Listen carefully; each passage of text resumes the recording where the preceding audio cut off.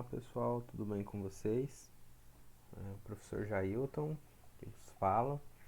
Hoje a gente vai então dar início às nossas sequências de aula sobre parasitologia humana. E para a gente iniciar essa aula, então a gente vai fazer uma introdução à parasitologia. Tá? A partir daqui a gente vai ter alguns conceitos que vão nos auxiliar aí durante todas as nossas aulas do semestre. Aqui nessa aula, o que a gente vai aprender? Então, principais características das diferentes relações biológicas entre os seres vivos, as relações entre as parasitoses e as questões de saneamento básico, as relações entre os fatores bióticos e os fatores abióticos, ou seja, a relação dos fatores que têm vida e os que não têm, e o conceito da epidemiologia de uma infecção parasitária.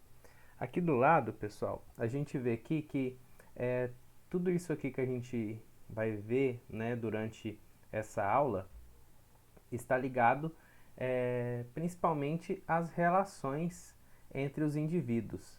Não somente as relações entre os seres humanos, mas relações entre animais e relações animais-seres humanos e relação também com o meio ambiente, né, e tudo que está à nossa volta. A partir das relações, a gente tem dois tipos de relações, que são as relações intraespecíficas, que ocorrem entre indivíduos da mesma espécie, e temos também as relações interespecíficas, que ocorrem em indivíduos de espécies diferentes. Essas duas relações, elas podem ser tanto harmônicas quanto desarmônicas. Dentro das relações intraespecíficas, a gente tem aqui nas harmônicas por exemplo, as sociedades e as colônias. Então, isso aqui é algo bom, né, para as relações intraespecíficas entre as espécies. As desarmônicas, por exemplo, a gente tem o canibalismo e a competição. Dentro das relações interespecíficas, a gente tem as harmônicas aqui, a protocooperação, o comensalismo, o mutualismo e inquilinismo, e dentro das desarmônicas, a gente tem aqui o predatismo e o parasitismo, que é o que a gente vai ver então nessa disciplina, tá? Então, o parasitismo ele está em uma relação interespecífica desarmônica. Para a gente iniciar, né, o Jeca Tatu ficou muito conhecido aí na literatura brasileira, escrito aí por Monteiro Lobato, pela preguiça que ele tinha, né, a falta de vontade de fazer as coisas. E aí a gente tem aqui até mesmo um trechozinho, né, onde tem a fala, né, do Jeca Tatu. Então, pergunta Monteiro Lobato, autor de Urupês, a Jeca Tatu. Jeca, por que não trabalhas? Aí ele responde então, né, não é preguiça, seu Lobato. É uma dor na carcunda, palpitação, uma canseira que não acaba nunca. Sim, eu sei, Jeca Tatua, amigo. Sofres de amarelão. Tens no sangue e nas tripas um jardim zoológico da pior espécie. É essa bicharia que te faz papudo, feio, molengo e inerte. Só tens um remédio, o verdadeiro específico do amarelão. Então aqui a gente vê, até mesmo para a gente iniciar, né, essa história sobre os parasitas, a parasitologia, a gente vê que sempre aconteceu essa relação aí interespecífica entre o parasita, né, e o hospedeiro. Porém, né, através da história aí, alguns parasitas eles já foram descritos aí até mesmo antes de Cristo, devido a ser parasitas que são pluricelulares, né? Por exemplo, então a gente tem aí no caso aqui, os plateumintos, nemateumintos aí que são vermes, mas as doenças que eram causadas por parasitas, por exemplo, por protozoários que eram seres unicelulares, elas só foram possíveis de ser desvendadas a partir então da tecnologia, descoberta do microscópio e assim sucessivamente. Tá? Várias parasitoses elas acabam passando de um local para o outro através da migração das pessoas. Então, por exemplo, aqui no Brasil, antes da descoberta aí do Brasil, tinha várias doenças que elas não eram comuns. Então, o hospedeiro comum não era o ser humano. Né? Após a descoberta do Brasil, então a gente teve pessoas vindo de outras localidades, desmatamento, né? Então, por exemplo, tinha vários insetos que acabavam picando o homem e acabavam transferindo essa doença que não era do homem em definitivo e passou a ser então do homem. Tá? Então, isso aí vem de muitos tempos e agora, lógico, né, com a ajuda da tecnologia, a gente consegue então fazer tratamentos, né, e várias dessas parasitoses, antigamente elas eram letais, né, e hoje a gente consegue evitar muitas dessas parasitoses apenas com saneamento básico. Então, a importância do estudo de parasitologia. O estudo da parasitologia é fundamental, pois as doenças parasitárias são frequentes na população humana e mundial. A parasitologia humana ela recebeu uma importância renovada, uma vez que, com a globalização, o mundo se tornou menor devido à rápida movimentação de pessoas e imigrantes de áreas endêmicas. Então, a gente vê, por exemplo, agora, né, na pandemia do coronavírus, em questão de meses, ela se espalhou para o mundo inteiro, porque né, as pessoas elas viajam bastante, avião, barco, né, antigamente era mais difícil. Então, hoje em dia, uma pessoa ela consegue estar hoje aqui, amanhã ela já está em outro continente e vai levando, então, essa parasitologia aí, nessas parasitoses para outras localidades. Por uma variedade de razões, especialmente em pacientes com AIDS, fez com que as parasitoses anteriormente sem importância clínica em humanos passassem a ser observadas. Dia 1º de dezembro é o Dia Mundial da Luta contra a AIDS. E por que começou então a ter importâncias para parasitoses que anteriormente não tinha essa importância? Porque as pessoas com AIDS, ela é atacada o sistema imune, né? Então qualquer uma parasitose que seria de baixa importância para uma pessoa saudável, na pessoa que tinha AIDS, se tornava letal. A partir daí, então, começou-se a ter outros olhos, né, para essas parasitoses. Vamos dar, por exemplo, um outro exemplo, né? Já que a gente está vivendo essa pandemia no país do coronavírus, por exemplo, várias pessoas pegam o coronavírus e acabam sendo até assintomáticas ou tendo sintomas bastante leves.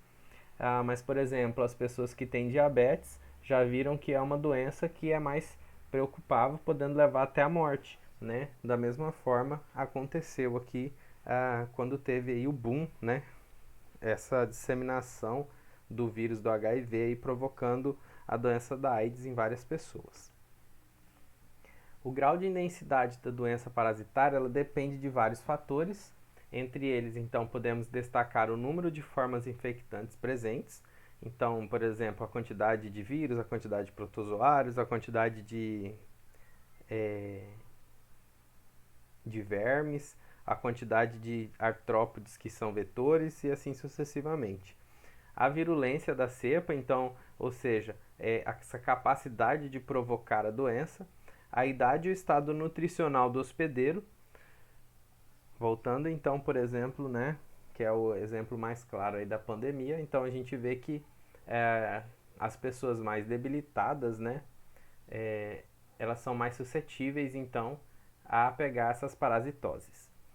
Os órgãos atingidos, a associação de um parasita com outra espécie e o grau da resposta imune ou inflamatória desencadeada. Então, por exemplo, a partir de um verme, a pessoa pode pegar uma infecção bacteriana e levar a pessoa à morte. Né? Então, essa associação do parasita com outra espécie aí, ela pode ser letal. Apesar do grande avanço tecnológico, do alto padrão educacional, de boa nutrição, de boas condições sanitárias, mesmo os países desenvolvidos estão sujeitos a essas doenças parasitárias.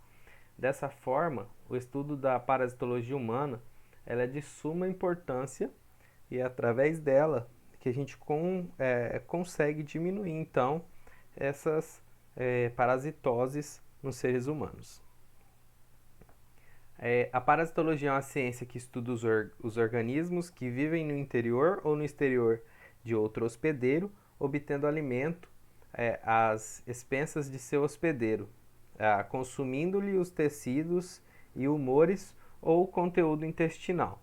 Né? E aí a gente tem a relação parasita-hospedeiro.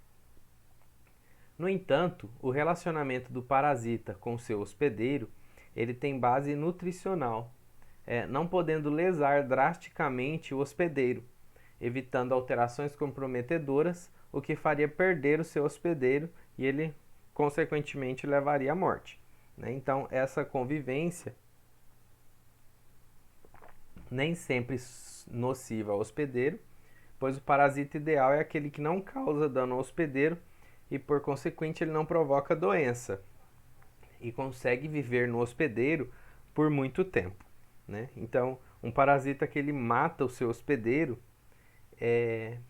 não é um parasita com base em um bom relacionamento parasita-hospedeiro, né? É até engraçado falar isso, mas é um parasita que não mataria o seu alimento, né? Já que ele teria esse alimento aí por muito tempo. A parasitologia, na prática, ela abrange o estudo de protozoários, eumintos, que vai entrar os vermes plateumintos e nematóides, e os artrópodes, onde a maioria dos parasitas de importância médica veterinária estão situados. Aqui, pessoal, então, novamente a gente vê então que a parasitologia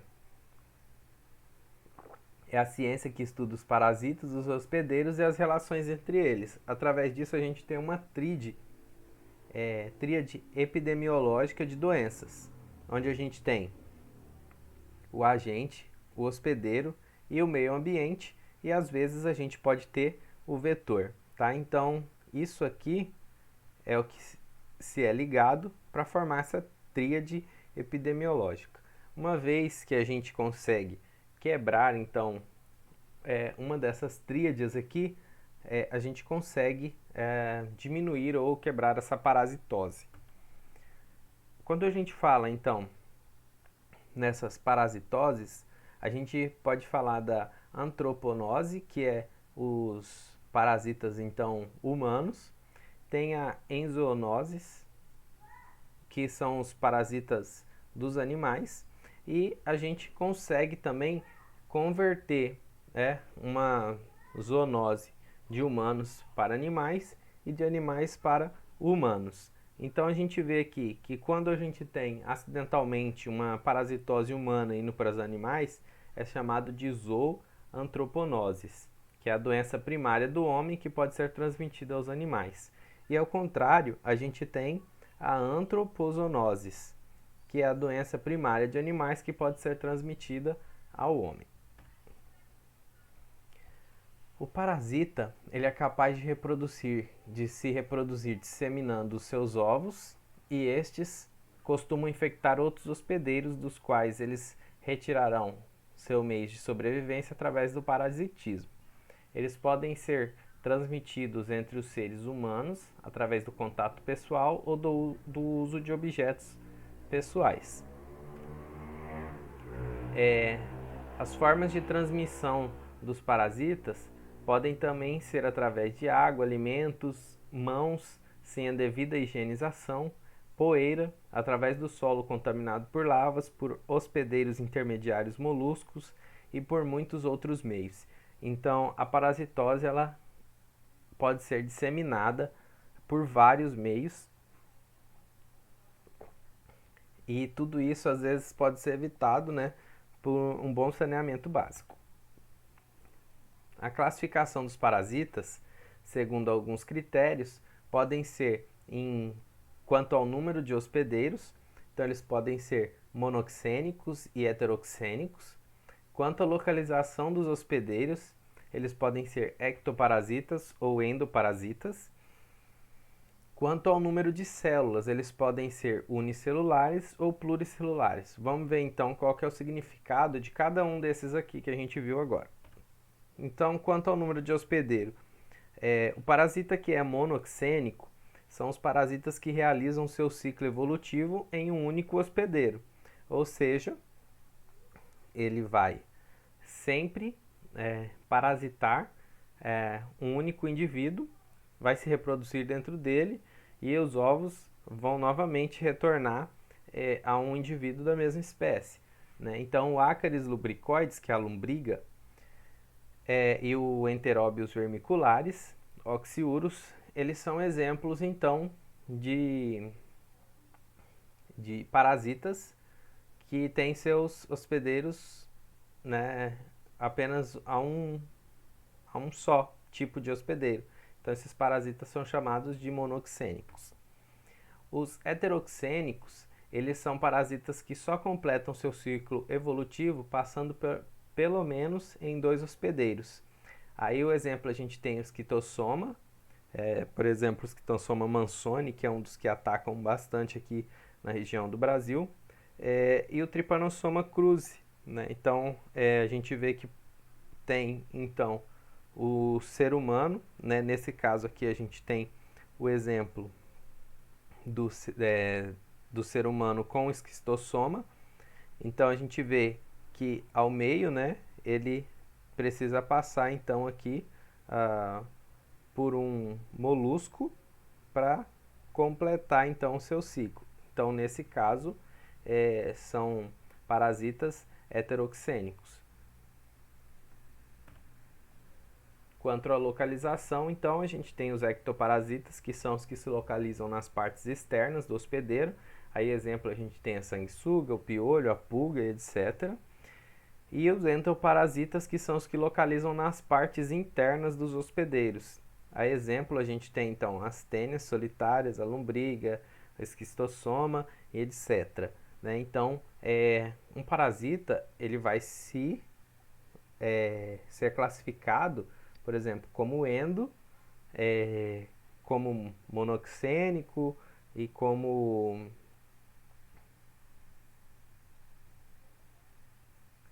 e quanto ao número de células, né? Então,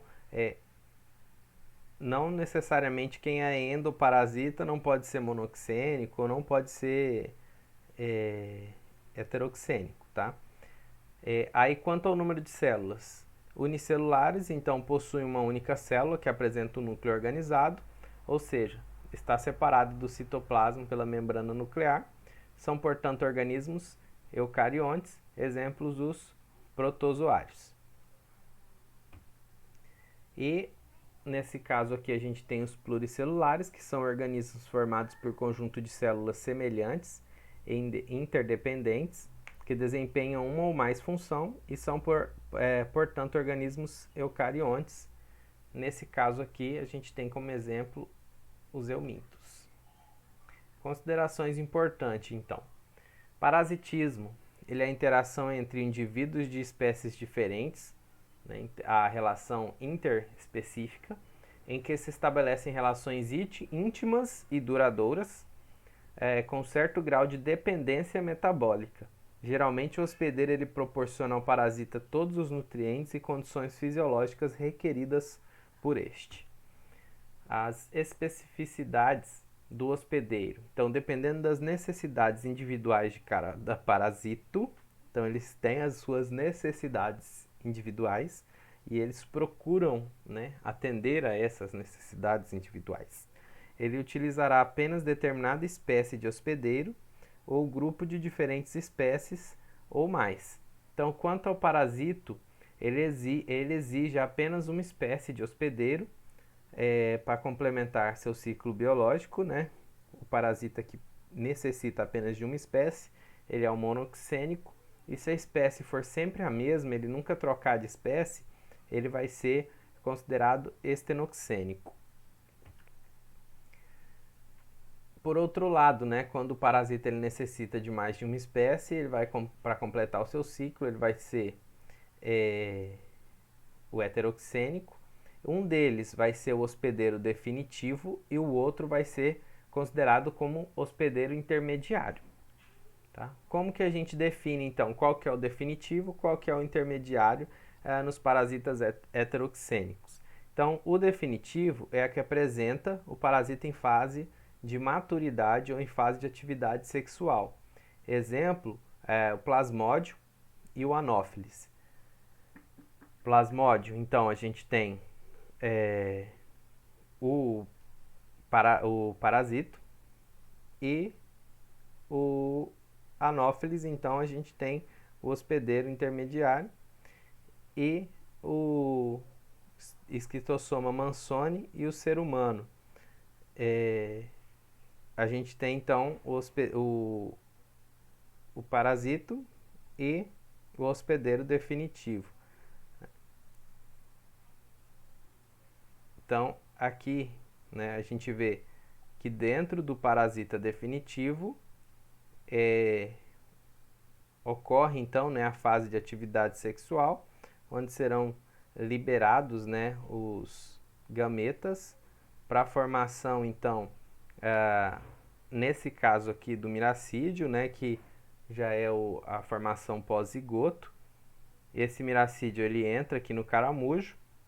Dentro do caramujo, então, ele vai se desenvolver formando a cercária, e a cercária que vai novamente, então, adentrar o ser humano, crescendo, então, né, formando, então, as duas espécies adultos, copulando novamente. Né? Então, dentro do ser humano, ele que será o definitivo, vai ter as espécies maduras em atividade sexual, e dentro do intermediário, então, vai ter a fase sem ser a fase sexual, né? Que é o intermediário aqui, apresenta o parasita em fase larvária ou em fase assexuada. Aqui a gente tem o Trypanosoma cruzi, é o triatomínio, e do Esquistossoma mansoni é o caramujo. As adaptações ao parasitismo. Então, a adaptação é a marca do parasitismo, mostra a evolução do parasita para melhorar seu relacionamento com o hospedeiro, e esta evolução tornou o parasito invasor mais dependente do seu hospedeiro. As principais adaptações são as morfológicas, que são degenerativas, ou seja, por eles estarem então parasitando, eles podem perder ou atrofiar alguns órgãos locomotores, aparelho digestivo, etc., porque os nutrientes eles vão ser passados de forma mais fáceis, né, para esses parasitos. Ou eles também podem ocorrer hipertrofias, ou seja, né, são encontradas prioritariamente nos órgãos de fixação, resistência, proteção e reprodução. As biológicas, a capacidade reprodutiva, que é a produção de grandes quantidades de ovos, cistos ou outras formas infectantes. Tipos de reprodução, então reprodução mais fáceis ou mais seguras, que é o hermafroditismo, a partenogênese, a esquizogonia, etc., que consegue reproduzir-se mais rapidamente, não necessariamente tendo os dois indivíduos de sexo separado. E tem os tropismos, né, para facilitar a propagação, reprodução ou sobrevivência. A relação parasita-hospedeiro. Existem diversos tipos de interação entre os parasitas e seus hospedeiros, mas com frequência provocam uma resposta do sistema imunológico com diferentes resultados. Então, destruição do próprio parasito e cura da infecção. Isso aqui quando o sistema imunológico da pessoa, né, através da sua carga genética, ela consegue então fazer a destruição do parasita. Limitações da população parasitária, levando ao equilíbrio da relação. A hipersensibilidade e a inflamação, que podem levar à necrose do tecido em torno, né? Nesse caso aqui, prejudicial então ao hospedeiro. A ação dos parasitas sobre os hospedeiros. Nem sempre a presença de um parasita em um hospedeiro indica que está havendo a ação patogênica do mesmo. né? Então, às vezes ele não causa a doença por mesmo estar parasitando, né? Ele não está retirando mais do que devia do hospedeiro. Em geral, os distúrbios que ocorrem são de pequena monta, pois há uma tendência de haver um equilíbrio entre a ação do parasita e a capacidade de resistência do hospedeiro. Desta forma, então, vê-se que a ação patogênica dos parasitas é muito variável, podendo ser assim apresentado. A ação patogênica dos parasitas ele é muito variável, então ele pode ser ação exfoliativa, ação tóxica, ação mecânica, ação traumática, ação irriativa e anóxica. A gente vai ver então cada uma dessas ações patogênicas aqui dos parasitas em relação ao hospedeiro. A ação exfoliativa é quando o parasito ele absorve nutrientes ou mesmo sangue do hospedeiro, podem deixar pontos hemorrágicos na mucosa quando abandonam o local de sucção. A ação tóxica ela acontece quando algumas espécies produzem enzimas ou metabólicos que podem lesar o hospedeiro. Na ação mecânica, algumas espécies podem impedir o fluxo de alimento, bile ou absorção alimentar. Na ação traumática, é provocado geralmente pela migração de formas larvais de eumintos, embora vermes adultos e protozoários também possam fazê-los. A ação irriativa são alguns parasitas que têm a propriedade de sensibilizar o organismo humano, causando fenômenos alérgicos. E a anóxia é qualquer parasito que consuma o oxigênio da hemoglobina ou produza anemia, é capaz de provocar então a anóxia.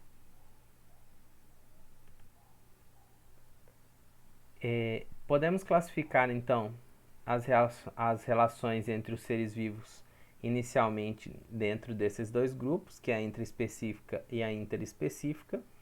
E aí a gente ainda pode classificar como harmônicas, que são positivas, e desarmônicas como negativas.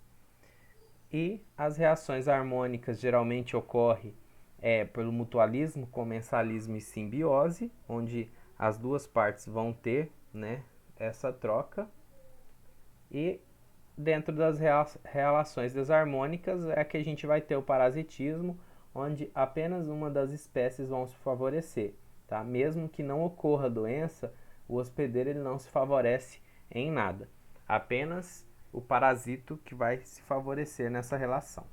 Tá? Então a gente fica então com essa primeira aula. Queria agradecer então a atenção de vocês. A gente fica com essa primeira aula falando então sobre essas principais características aí da parasitologia humana. E nas próximas aulas então a gente vai falar sobre necessariamente então já entrar em alguns ciclos dentro de alguns grupos então, né? Protozoários, depois eumintos e depois os artrópodes. Obrigado, abraço, fiquem com Deus e até a próxima aula.